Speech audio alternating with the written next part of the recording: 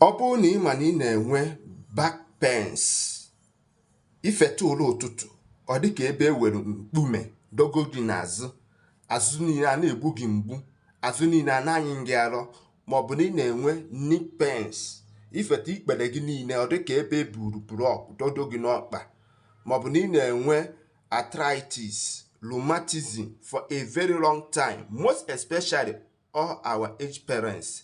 Ya bụ ọya bụ ihe na-anyụ ha ịkpakwu. Biko dododo achọ ka imegasịara m ihe ndị a ndị akọwara gị. Ikekwuo ịnwa na ọtụtụ mkpụrụ ọgwụ dị iche iche, ma ya bụ ihe ekweghị akwụsị. Ngwa ka anyị were mgbọrọgwụ na afịfịa wee chụpado ya bụ ọya. Nke mbụ, jee wetara m afịfịa ọgwụ a na-akpọ sida akụta. Ndị Igbo na-akpọ ya ụdọ. Na ya anya ọfụma nke onufuru njina. Ihe anyị nidire bụ dị root ya.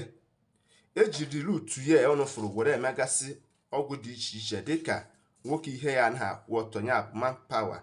Ejikwa na afịfịa ya nwaanyị ọbụla dị ime ọnwa 8 ka na-esiri m afịfịa ya na-aṅụ ka o nwee ike ịmụ nwa n'udo.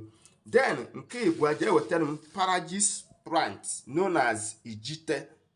Paragis plant wetara nya ụdị onufuru ọ dị. Ọ mara mma ọfụma. Ejikwa ya were treat onye na-enwe epide na ọtụtụ ọya dị iche iche. Nke ọzọ jee wetara m sandpaper leaf.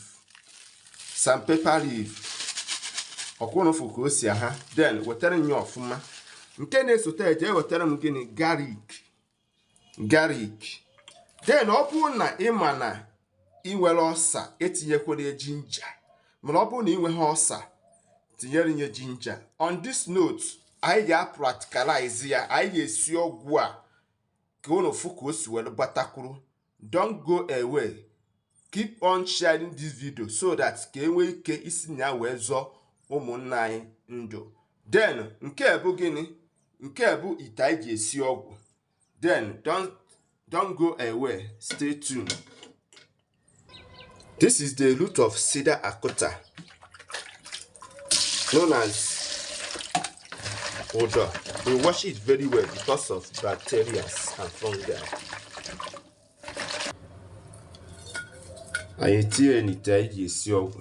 The second one is paragis plant known as ijite.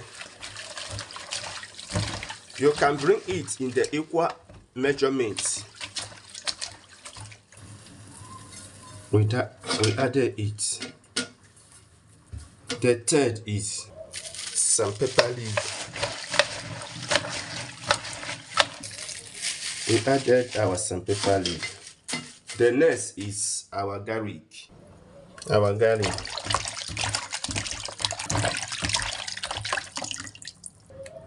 want to grind it. I shall me slice here.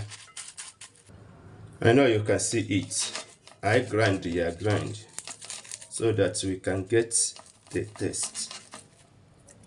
The next is our ginger. We put small.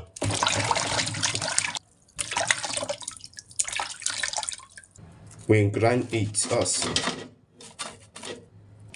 This is the particles of our ginger. You can see it. We add it water.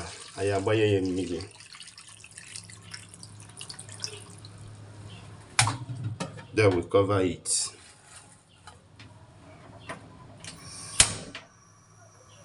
And you see an ọkụ.